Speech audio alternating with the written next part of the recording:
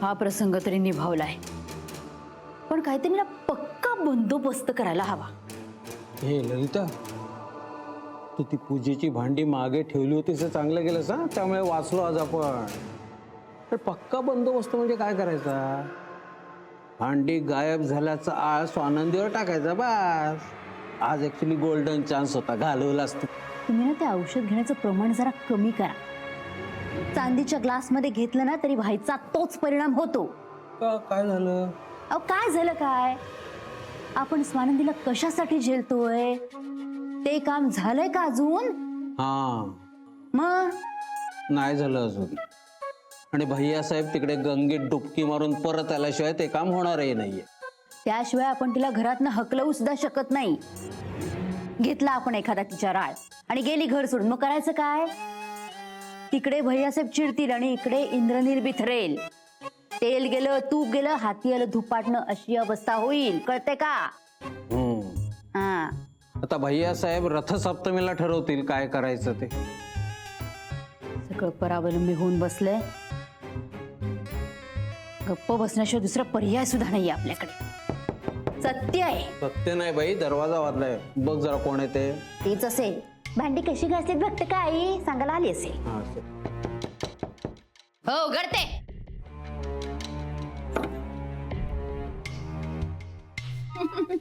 मावशी, तुम्ही कशाला दूध आणलं? अगं विचारायचं होतं तुला की पाय कसा आहे तुझा, दुखतोय का, सोडून देऊ का? नाही नको, बरा आहे पाय माझा. घेते मी दूध. घे हा, नाही तर झोप नाही लागणार ललिता. हो घेते मी, जा तुम्ही. हा ललिता, ताईने समय मागितली अगं. मगाशीच मागणार होते तर राहून गेलं. आताच दे तू माझ्याकडे, मी घासून ठेवते. सकाळी उठून तुला उगाच घासावं लागेल. तुम्ही पण ना कामात काम करता. थांबा जरा आता. मगाशी लक्षात नाही ना राहिलं. लक्षात नाही. या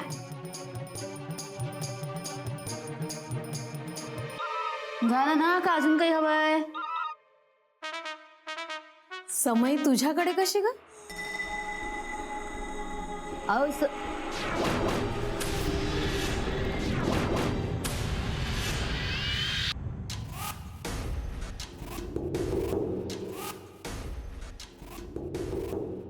म्हणजे मगाशी ती मगाशी सुद्धा तुझ्याच कडे होती. चोरीच्या ठिकाणी चोर पुरावा ठेवतो म्हणतात ना, ते काही खोटं नाहीये. काय बोलताय तुम्ही? बरोबर बोलते मी. अगं मी स्टोर रूम कडेच जात होते समय आणायला. स्वानंदीकडून किल्ल्या सुद्धा घेतल्या होत्या. हे बघ, पण मला माहिती होतं या सगळ्या वस्तू तुझ्याच कपाटात आहेत. आता ह्या सगळ्या वस्तू स्टोर रूम मधून तुझ्या कपाटात कशा आल्या ह्याचं उत्तर शोधून ठेव बाई. नाहीये ना उत्तर? म्हणून सांगते, माझ्यापासून खूप सावध राहा. माझी नजर आहे तुझ्यावर. घरात सगळ्यांना गुंडाळू शकतेस, मला नाही. वच्छी आहे मी.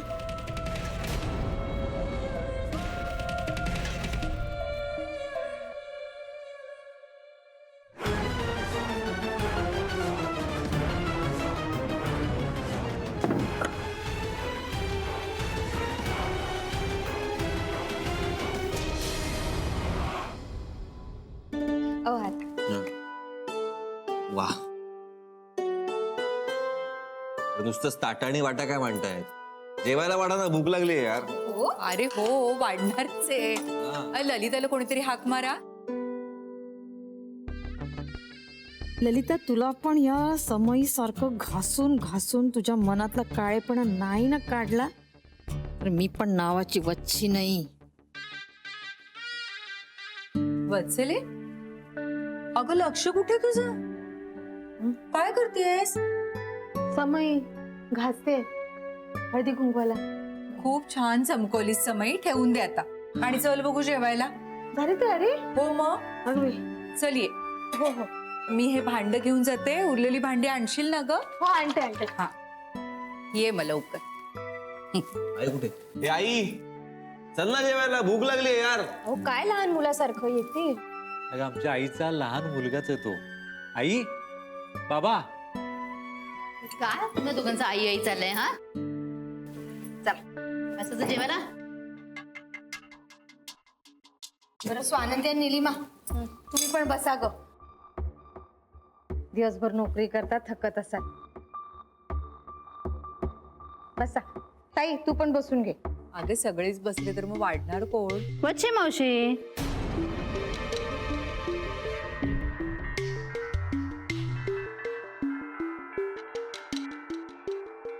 नाही अहो वहिनी घरातच असतात ना त्या. वच्छे मावशी चालेल ना हो तुम्हाला? हो वाढेल ना. मग. नाही आम्ही थांबतो, आम्ही एकत्रच बसू.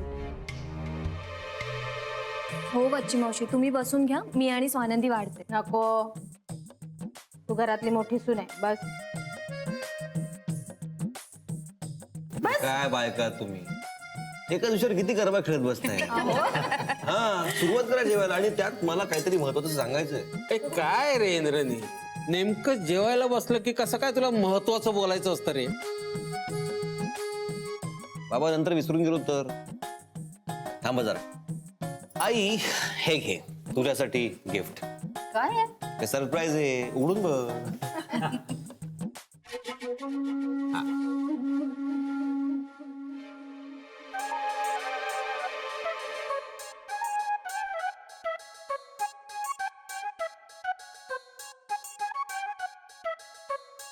अरे काय तुम्ही दोघं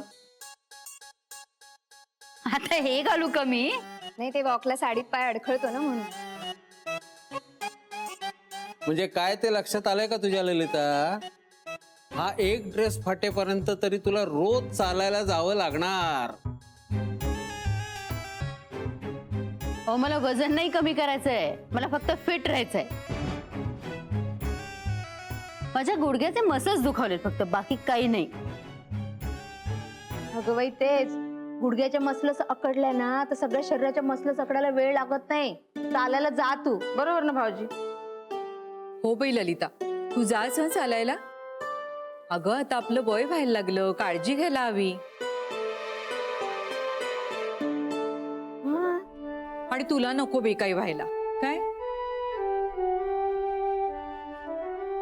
मी काय म्हणतो निलिमा, मला असं वाटतं की आपण सुद्धा आता वॉक चालू केलं पाहिजे. नाही ऑलरेडी नील आणि स्वानंदी तर जातातच आहे. अरे वॉक म्हणजे फॅमिली पिकनिक वाटली का तुम्हाला? सगळे चालले वॉकला. आत्ता विषय नको प्लीज, जेऊया आता. मला काय म्हणायचं माहितीये नील, हा तुझा ड्रेस आहे ना अपुरा आहे. का काय झालं? म्हणजे टोपी पण हवी होती. टोपी टोपी का? अरे उन्हाचा त्रास होईल रे तिला. म्हणजे केस किती सुरेख आहे तिचे, केस खराब होतात उन्हात. या सारखं सारखं माझ्या केसांबद्दलच का बोलतायत? हा हा पॉइंट आहे. विसरून गेलो मी टोपी आणायला यार. मी उद्या क्लासमधनं येताना आणते. कशाला? आहे माझ्याकडे टोपी. उन्हात हिंडण्याचीच कामं करत असते. आणते. काय तुम्ही दोघं वच्ची मावशी एक एक सुचत तुम्ही काय होला हो करता रे? आई अगं बरोबर आहे त्यांचं. अरे निरंजन, तुला ऊन लागेल आणि आई टोपी घातल्यावर तू छान दिसशील. हो. हा आई कशी दिसेल माहिती का बाबा? एकदम काऊ बॉय स्मार्ट लेडी. हे बघ हे बघा स्मार्ट लेडी. टोपी घ्या तुमची पहिला आणि माझ्या केसाला हात लावत जाऊ नका. घाम आलाय तर टोपीला सगळ्या. शी. आता दात काढायला काय झालं हो तुम्हाला? अगं मला ना आमच्या शेजारची ती टकली बाई आठवली. वच्ची मावशी प्लीज प्लीज हा, तुमच्या चाळीत थर्ड क्लास विनोद इथे नका सांगू आता जेवताना तरी.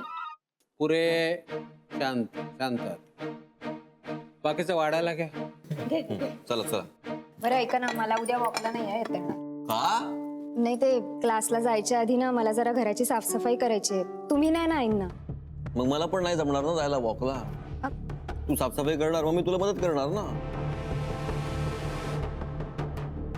हो एवढं काय ते करेन मी. नाही नाही, आई एकटी जाईल ना. हा हो मग उद्या वॉकला जायचं कॅन्सल करू ना आपण. मी पण साफसफाई करायला मदत करते तुला. नाही आई नाही नाही, तुझ्या पायाच्या मसचा व्यायाम मिळाला पाहिजे. अरे मी घरातल्या घरात चालेन ना. नाही आई, अगं घरात चालणं होत नाही, तुला बाहेर जावंच लागेल. अरे मी देईन ना. कशाला?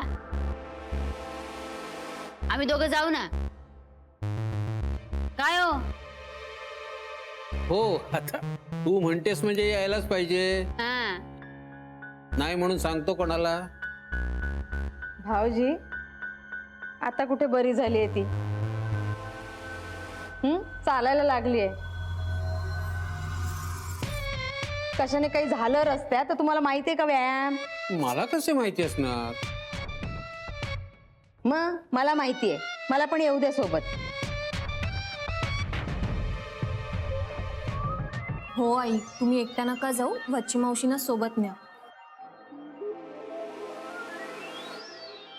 ओके, ठरलं तर मग उद्या वच्ची मावशी आईला वॉकला घेऊन जाणार आहे. उद्याचं उद्या ठरवू. आत्ता जेवा प्लीज. हा यार, भूक लागली, चला बरोबर सुरू करा रे.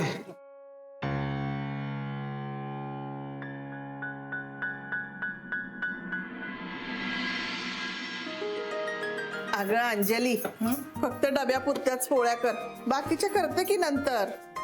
असू द्या हो आई, मी करून टाकते हातासरशी. तुम्ही फक्त वाफ गेली ना की टिफिन मध्ये भरून ठेवा. हो. बघतेस ना आई, संपदाच्या आईसाहेब आज विशेष खुश आहेत.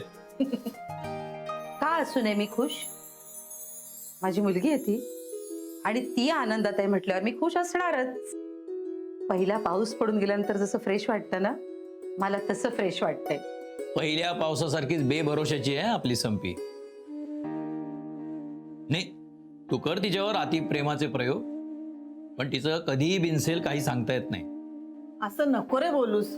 नाही तर काय, ती सुखात असलेली आपल्याला नकोय का? हवीच आहे की.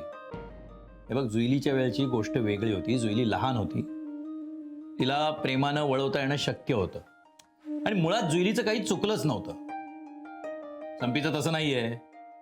तिच्या स्वभावाची तिला आता सवय झाली आहे, तो बदलणं शक्य नाही. असं काही नसतं. प्रेम माणसाला कुठल्याही वयात बदलवतं. अच्छा, म्हणजे इतके दिवस आपण तिच्यावर प्रेम केलंच नाही. अहो मला नाही म्हणायचं असं, तिला वाटत होतं तसं. तेच तर म्हणतोय मी. आता 25 वर्षाची मुलगी आहे ती, तिला घरातल्यांचं प्रेम कळू नये हा तिच्या स्वभावाचा दोष आहे. हेकट आहे का ती? आता ती खूप गोड वागू दे. कधी तिच्या कडूपणाचा अनुभव तुला येईल ना, सांगता येत नाही. असं होऊ नये असं मला वाटतं. अरे होईल रे, हळूहळू आपण धीर धरूया. धीर धरण्याचं आणि तिचा स्वभाव बदलण्याचं वय गेलंय आता तिचं. आई, आज संध्याकाळी हळदी कुंकू आहे, तेव्हा स्वानंदी आणि संपदा दोघी भेटतील. आपल्याला सुद्धा स्वानंदी इतकंच महत्व आहे हे जेव्हा संपदा बघेल ना, तेव्हा तिचा स्वानंदीवरचा राग जाईल. मी तिला समजावलंय. मला वाटतं सगळं काही छान होईल. तुझा विरस होऊ नये म्हणून तुला सावध करतोय.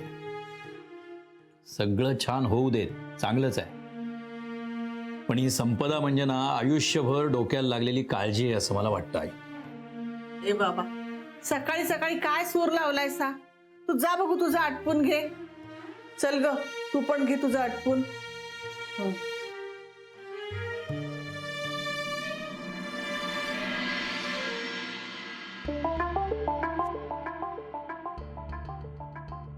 आजीचे दागिने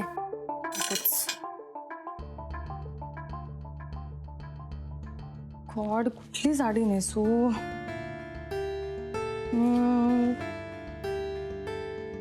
संपदा, बरं झालं तू आलास.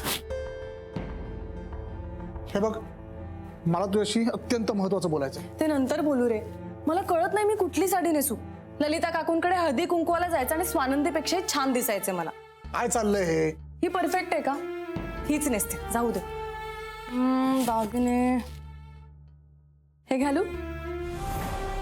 एवढंच आहे माझ्याकडे. स्वानंदीकडे माझ्याही पेक्षा जास्त दागिने, कारण तिच्या सासरच्यांनी तिला भरपूर दागिने घेऊन दिले. आपल्याकडे काय, सगळं आनंदी आनंदच आहे. संपदा, ओरडू नकोस, हळू हळू बोल जरा. आईचे रिपोर्ट चालेत. मग मग तिला बेड रेस्ट सांगितलीये. झालं, म्हणजे माझ्या संक्रांतीवर संक्रांत आली आता. काय बोलतेस हे? नाहीतर काय, माझं हळदी कुंकू करायचं तर बाजूलाच राहिलं, आजार पण काढून बसली तुझी आई. त्या ललिता काकू बघ, स्वानंदीची सगळी हौसमौस करतात. हो का? मग स्वानंदी वागते कशी हे नाही का बघत आपण? मध्येच मला नील म्हणत होता पहाटे 5ला उठून त्याच्याकरता टिफिन करते ती. हे प्लीज हा, हे टिफिन वगैरे करण्यासाठी जन्म झाला नाहीये माझा. मग कशासाठी झालाय आपला जन्म? सगळ्यांशी उद्धटपणा करण्यासाठी? का स्वतः समोर दुसऱ्यांची काडी मुलंही किंमत न करण्यासाठी? का फक्त आपले हट्ट पुरवण्यासाठी? काय रे, काय हट्ट पूर्ण केलेस तू माझे? हं? सांग ना. हा, ते 1.5 दमडीचे दागिने आणि उटीची थुकरेट ट्रिप ते नाही काढायचा? वा, ज्या दागिन्यांना तू 1.5 दमडीचे म्हणतेस ना, त्या दागिन्यांकरता 1 रुपया जमवला आईवडिलांनी. आणि ती थुकरट ट्रिप हजारो रुपये मोजलेत मी. किती स्वार्थी वागतेस, तुझं तुला तरी कळतंय का? वेड लागले तुला. हळदी कुंकवाला जाण्यात कसला आलाय रे स्वार्थीपणा? आई आजारी आहे, तिला आता तुझ्या मदतीची गरज आहे. कळत नाहीये का तुला? तुला कळतंय का? तुझ्या आईला काटकसरपणा आणि साधेपणाचं वेड तर आहेच, त्यात हे आजारपण म्हणजे माझ्या सणांची बोंब. अगं स्वतःहून बाहेर ये कधीतरी.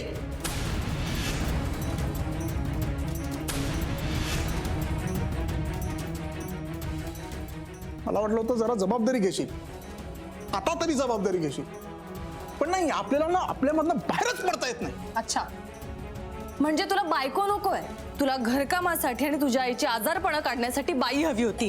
जमणार नाही, ते तू करायचंस. संपदा, साथी हात बढ़ाना साथी. ए साथी, केवढी जाळी लागली होती हा? लक्षातच नाही आलं. माझं सगळीकडे लक्ष असतं, मला माहित होतं बाबा. हा, तुला माहितीच असणार ना. तू काय बाबा हुशार, आम्ही बरं झालं स्वतःच मान्य केलं तुम्ही. तुझी तर अरे वा, आज आमचं नील साफसफाईला मदत करतोय. काकू, तुमच्या नीलने नाही मनावर घेतलं साफसफाईचं, आमच्या स्वानंदीने मनावर घेतलंय साफसफाईचं. हो का? म्हणून तुमचा नील मदत करतोय आमच्या स्वानंदीला. अगं बाई, आणि तुमच्या नीले ठरवून टाकलंय काय? आमच्या स्वानंदीला साफसफाईत मदत करायची. गप्प बसाव. गप्प बसा. हेच तर ऐकायचं होतं मला. गप्प बसा, म्हणून मी एवढी बडबड करत होतो. तुला कळलं ना काकू? गप्प बसा. काकू, गप्प बसा. चालू दे रे तुझी मदत तिला. आम्ही जरा देवळात जाऊन येते. बर. आणि नील, हा? देवळात जायच्या आधीच हा लक्ष्मीनारायणाचा जोडा बघून मन अगदी प्रसन्न झालं बरं का नील? कळलं का लक्ष्मी? मी नारायण. लक्ष्मी नारायण. चला साफसफाई. पण काकू गेली. आई गो.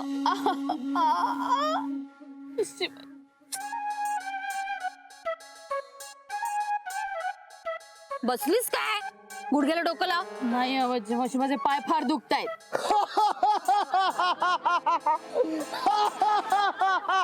व्यायाम करतात ते, त्यांचा व्यायाम करतात.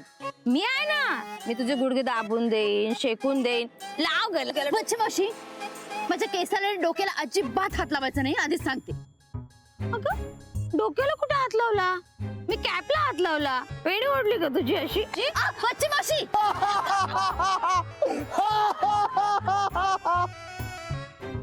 पुन्हा एकदा सांगते तुम्हाला, माझ्या केसाला आणि डोक्याला अजिबात हात लावायचा नाही.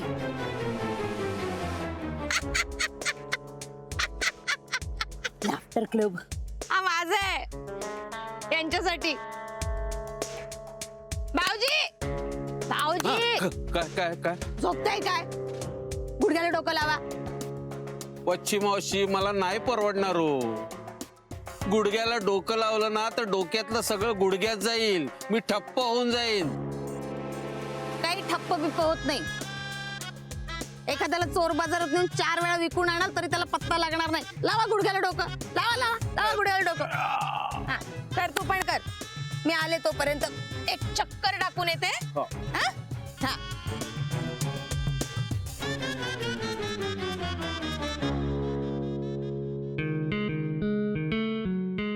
अगं लाव ना गुडघ्याला डोक्याला. नका हात लावू. का सर हात लावतो डोक्याला? काय ग बाई, तुमच्या डोक्याला काही होत नाही. देवाने असा वेगळा वेळ काढून बनवलेले आयटम आहेत ते. जा ना फिरायला, जा ना जरा. जाते मी जाते. आणि डोकं शांत ठेव. योगा करताना डोकं शांत ठेवायचं असतं. आणि ऐक, अजून एक, नखावर नख घासा. असं तुला गरज नाही म्हणा, छानच आहे तुझे केस. या वयात सुद्धा अशी झाडी वेळी येते ग ललिता. जप जप. अगं असं काय, टोपी घालायची असते डोक्यात. मी घालीन, तुम्ही जा ना फिरायला. हो जाते जाते. करा करा तुम्ही. भाऊजी व्यायाम. काय झालं या बच्ची मावशींना? सारखं माझ्या डोक्याला केसाला का हात लावतायत या? वेणीला काही लागलंय का तुझ्या? बघू. काही लागले नाही, बसा एका जागी.